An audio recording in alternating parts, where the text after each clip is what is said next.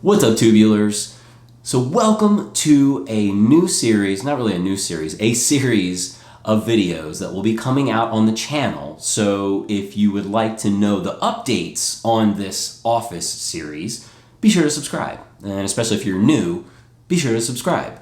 This will likely be the third or fourth, maybe something higher iteration of this office, but I really feel like this is a big part two as far as like how I want to carefully curate each and every item in this office. Something that I've learned from just years of being in this space and trying to create in this space. And that's ultimately what I want to keep focused on, is the space as being creative. So right now I'm actually sitting on my new chair. Well, technically not. Or technically I am. It's not the box, it's just what's in the box.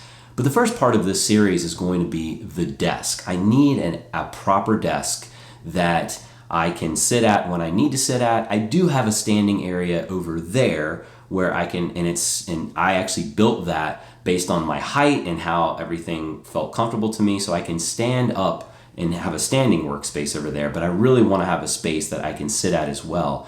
And so as far as being intentional and purposeful with every piece that's going to go into this office, the big thing with the desk is I don't want to just buy something. I don't want to just assemble something from IKEA. Although, hey, I'm not an IKEA hater. Love IKEA.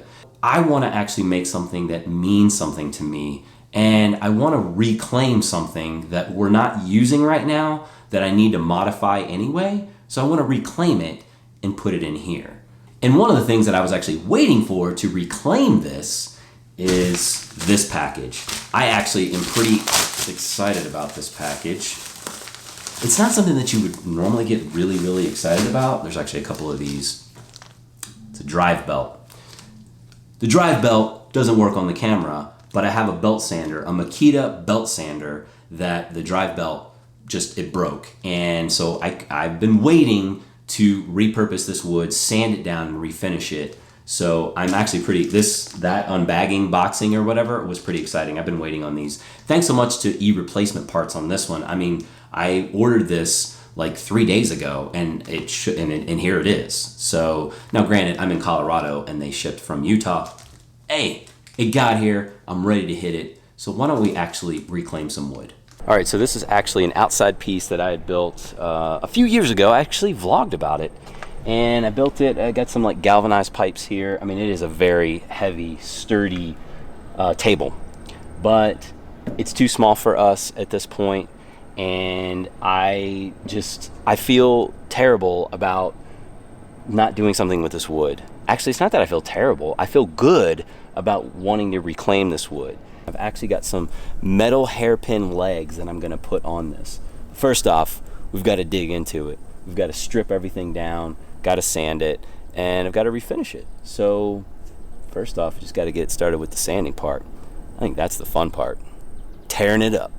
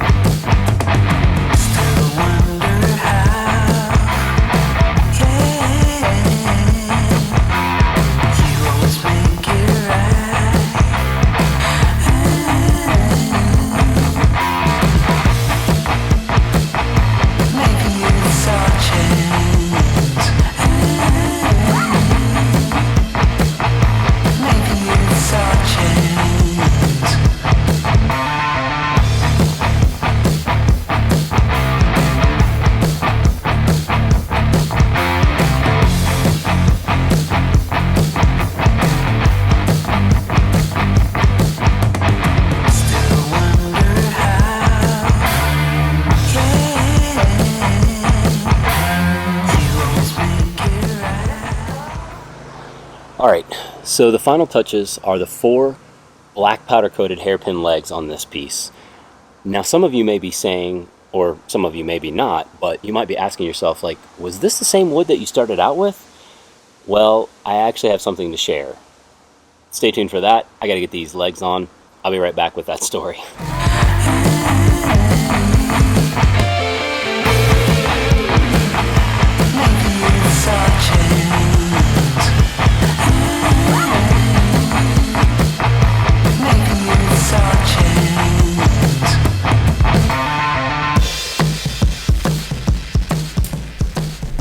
All right, let's dig into the chair.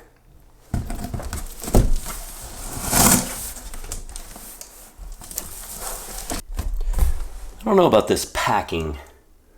I mean, the chair's not completely covered, and I don't know. I felt like maybe they could do a better job packing this, but we'll see. Hopefully everything's intact.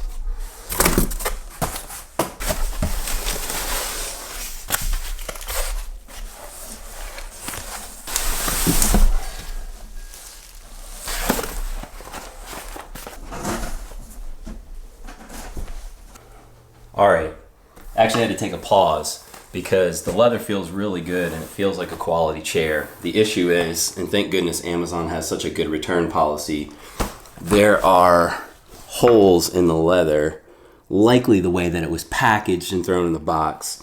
There's a hole here and here, and that one just looks like more like an impression, like it didn't break it, but these have definitely broken through the chair itself. So these are just like tears or punctures, really. I'm so bummed because I'm so bummed that I got to send this thing back.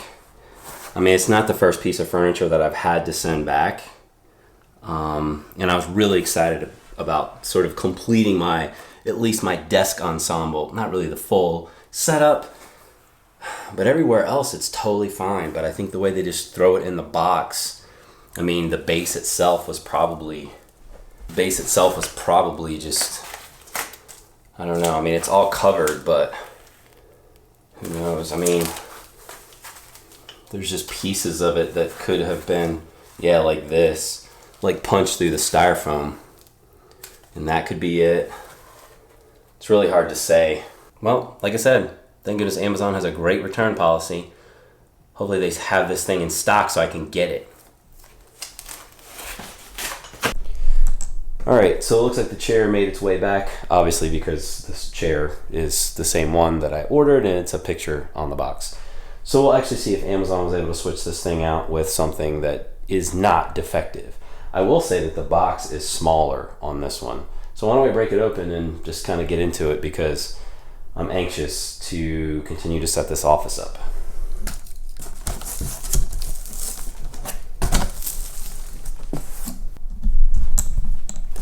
I still just think like you can do a better job of packing this thing, but I do think that the base that may have caused the punctures in the chair seems to be covered as far as I can tell. I don't know exactly what this is. Oh, this might just be the mounting for the base itself. The mounting hardware. Not really hardware, just like the post that goes into this. I mean, that's pretty well taped up and no exposure except for like these wheels, although those different? Oh, maybe not. I mean, it was only just a few days ago, so we'll see. All right, we'll see. So far, so good. I was wondering where the front was. Would have never known. All right, so underneath looks just fine. Ooh, I think I just hit myself. So, as far as I can tell, the leather on the back looks good. So a little bit of dust. I mean, it's a very soft leather. All right, and the test. Nothing here. Those were where the puncture wounds. I'm getting a little, because I'm a nurse, I think about puncture wounds and abrasions and skin integrity. No punctures whatsoever. And I have to say that this leather is very soft, very supple for something. Well, I mean, I guess I can give them credit, but I mean, something that seems to be that you would find in like maybe a smaller furniture store, something a little bit more customized. It does seem to be like good quality, you know, on the surface. We'll see how it holds up. Stitching all seems good.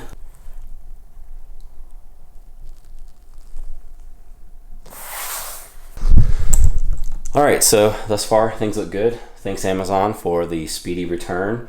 And I actually returned my chair to them. I think I got credited. I think it was received. I'll have to take a look at that tracking.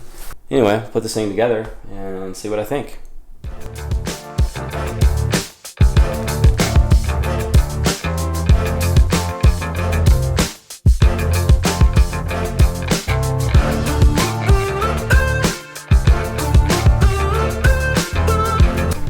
All right, so there we have it. Definitely feels good. What do you guys think? You start to spread your doubt and confuse my mind, my mind. Now when the hardest part is over, don't bring me down, bring me down. Now when the hardest part is over. All right. So I couldn't be more pleased with the outcome of this desk, how everything just fell into place. It didn't really fall into place. I worked my butt off to actually build this thing. However, I do owe you an explanation, because for those of you who may have been looking at the grain of the wood or me sanding it and then finishing another piece of wood, you are correct. So I don't want to get too technical here for those of you who don't really care about wood science, but essentially what ended up happening is that the piece that I had built for my family that I was trying to reclaim because it was too small for us to sit at for dinner or meals outside, is that wood is pressure treated. Now, I was thinking, okay, this will just be fine in the home, but as I was sanding it and got all that finish off, you know, the off-gassing, like you could smell that pressure treatment. And although, again, I don't want to get into all the science about how they pressure treat, it probably would have been okay in the home, but it just would have been a smell that probably would have just gotten to me over time. So especially if I'm sitting over that desk for hours editing videos, it's not something that I necessarily want to be inhaling all the time. So that was probably the biggest thing. And another thing was that the pieces were very thick, they were heavy, they were meant for like outside. So I decided, because I wanted this space to, again, be purposeful and intentional with every piece, how I use it, I wanted a table that I could easily move and manipulate throughout the setting of this office. Because for right now, I am setting it up so that I have a key light, which essentially is sunlight coming in. So I have this facing the windows so that I get that key light coming in, and then I can do some fill lights throughout there's a light over here and there's a light in the back. I need to set all the lighting up, but essentially I wanted something that I could move how I needed to, like when I needed to put my camera in front of me, like right now. And then when I'm done with this setup, then I can easily move it against the window, and then I can edit while I'm, and take a peek outside and see who's riding their bikes along the street or whatever, just to enjoy the outside. So yes, I did start out with a different piece of wood, but I still reclaimed these pieces from a project that we had going on in the basement. We have projects going on here at various times, and every piece of wood, hardware, or anything, if there's anything left over, I always save it because I know I'm going to use it for something else. And these two pieces of premium pine is what really fit the bill here. Now I understand that pine isn't necessarily, it's not a very hard or dense wood, but for the purposes of this is not like a workshop piece, although I may be throwing pieces on this table and doing various things. But hey, when you dent and ding things here and there, it offers a little bit of character. some of that weathered look. And speaking of the weathered look, I did actually stain this with a washed gray, sort of a lighter gray that's kind of washed out. I'll actually link that up. I believe I can link that up. So I'll find that and I'll link that up just in case you're interested in doing something very similar. So anyway, this wasn't supposed to be a DIY setup. It was just to kind of show you the process, or at least share the story about the process of this office as it continues. And that's the thing. This is a to be continued situation. I just didn't want to do like everything while it was like completely done. Let's do this step by step. So this piece is very important to me, and I hope to get a lot of time creating and putting together videos and just recording videos in my home studio. All right, so let's just pivot out of this one because there's going to be more to come as I continue to build this office out and customize it based on my aesthetics and the functionality as well.